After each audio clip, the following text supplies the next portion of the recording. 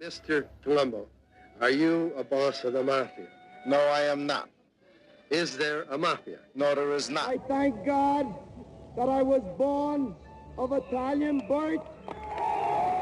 In 1970, he started the Italian-American League, which was supposed to be an organization that showed that Italians are being discriminated against.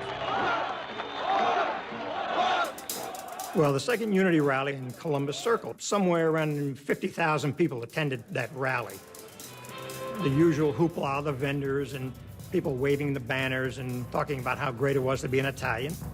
One thing that the bosses in the 70s did not want was publicity. But against the tradition of the five families, Colombo loves the attention and doesn't seem to know when to stop. Joey started to get a little bit too out of hand.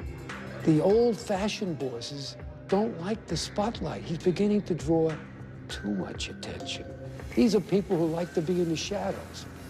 I knew it was starting to become an issue. All that meant was trouble.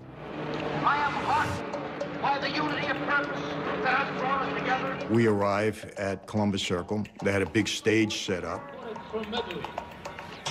There's police protection. The TV cameras are there. Thousands of people are milling around. We're in a van with a periscope taking pictures to see who's who and what's what within a mall. Took pictures, saw enough people, I was on my way back to the office. I remember Joey called me over. And I walk up the steps to the stage. He hands me some brochures. And he says, Michael, I want you to give these out around Lincoln Center. And I said, okay, Joey. I turn around and walk away. And as I approach the steps, Suddenly, one cameraman gets close to him, and instead of taking a photo, fires a gun. I hear boom, boom, boom. The place went crazy. Please do not, please, ladies and gentlemen, there's so much that happened already. We plead with you, stay back. Please, ladies and gentlemen, this is the type of thing you can't do. There's so much bad happened already. We plead with In June of 1971, mob boss Joe Colombo is shot at his own Italian-American civil rights rally in New York City, and all hell breaks loose.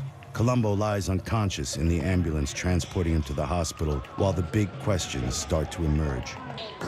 Who would dare to gun down one of the most powerful figures in the mafia? Joe Colombo's chief aides, they knew right away where the finger of suspicion pointed. It pointed to Crazy Joe Gallo.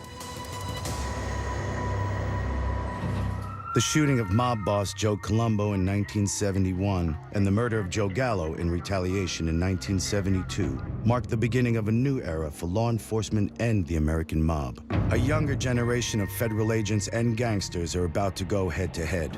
Some of the cops are Italian Americans, and most of the gangsters are like Joe Colombo, born in the USA, not immigrants like their fathers. Building trade is in their hands. The carpenters and electrical unions. They have judges on their payroll and police in their pockets. No criminal organization in the history of our country has ever infiltrated legitimate institutions of society the way the mafia was able to do.